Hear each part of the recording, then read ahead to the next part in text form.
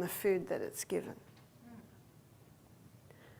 So this wheat, let's have a look at that. You're looking at 1970s, it started to go worldwide, 1990s, it's established worldwide. Farmers love it, they're getting 6 to 8 times more grain per acre. That's 6 to 8 times more money per acre. They've got to pay their bills.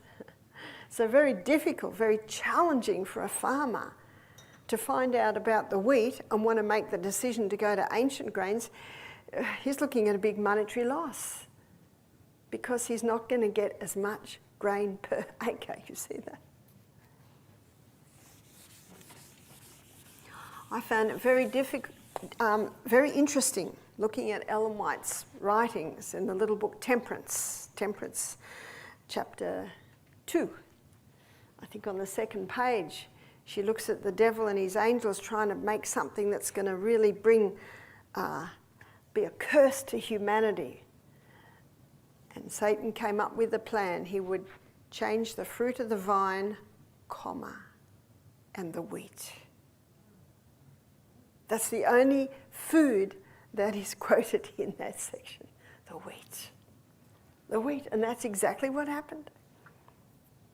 Maybe 50 years after that was written, Dr. Norman Bulag and his team, with an apparently noble purpose for the starvation crisis, changed the wheat in an aim to get more grain per acre, but in the process, it created something that's proving to be very harmful to human beings. Do I eat wheat? I do, but not much. But if I had diabetes, I wouldn't touch it. And if I have a choice, I eat other grains. But I'm travelling, so there's not always a choice.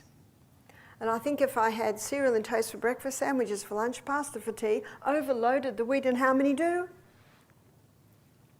I think then I'd start to see some problems.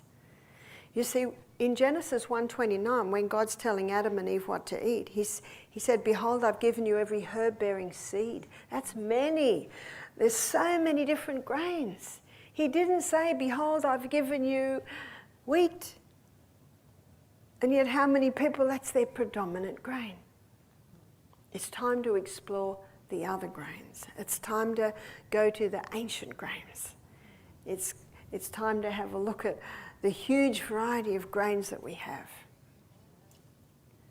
So we're looking at some of the causes of diabetes, and number one has to be wheat.